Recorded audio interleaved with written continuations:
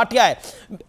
आपकी बात आता हूं मैं शहजाद खान, क्या आपको लगता है कि हमास का समर्थन पैलेस्टाइन का समर्थन हमास का समर्थन करने के लायक करने वाला है, और अल्टीमेटली जो योगी आदित्यनाथ कह रहे हैं वो बड़ी बात है? बहुत बहुत शुक्रिया आपका मुझे आपके शो पे बुलाने का।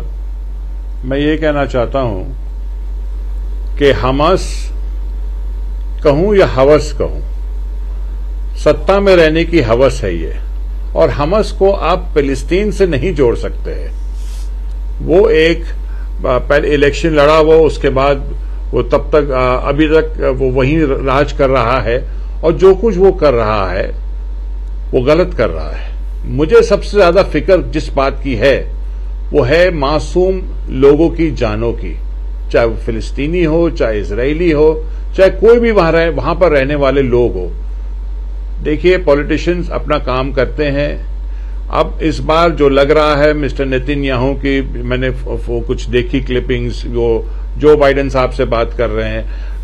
एक तो मुझे ये समझ में नहीं आता है कि इतना पावरफुल देश है अमेरिका, उसको इस मैटर को सॉल्व करना चाहिए, या ये सब असले वसले सॉल्व भी तो कर रहा है। वो कह रहा है गाजा पट्टी को खत्म कर देना चाहिए। अमेरिका मैटर को सॉल्व कर रहा है, वो कह रहा है गाजा तो ये सब बातें, ये सब मतलब ये गाजा पट्टी को नहीं, ये गाजा पट्टी को नहीं अमीर जी, ये इंसानियत को खत्म करना चाहते हैं। गाजा पट्टी पे जिन्होंने बच्चों को मारा रह रहे ना, और जिन्होंने बच्चों को मारा, जिन्होंने औरतों के साथ रेप किया, वो क्या कर रहे थे? छोटे बच्चे हैं, औरतें हैं वहां पर, लोगों जी देखिए, मर्द तो दोनों जगह मासूम लोग रहे ना, मर्द तो जो दोनों जगह मासूम लोग रहे, आतंकी बन रहे हैं जी। आप इस बात को मानेंगे कि नहीं? ओके गौरव भाटिया और आतंकी है, गौरव भाटिया रिप्लाई। हमारे देश ने तो उन्हें आतंकी करार नहीं किया है। नहीं, आतंकी है वो, कर रहे आतंकी। गौरव भाटिया, हमास आतंकी है, उसको ISIS का भी साथ है। गौरव भाटिया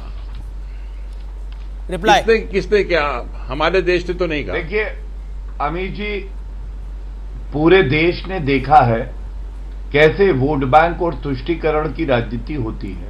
भारत ने अपना पक्ष बड़ी स्पष्टता से रखा है, लेकिन आप देखेंगे कि कोई भी चर्चा हो, आपके चैनल पे नहीं दूसरे चैनल पे भी, कांग्रेस पार्टी उस चर्चा में ही नहीं आ रही है।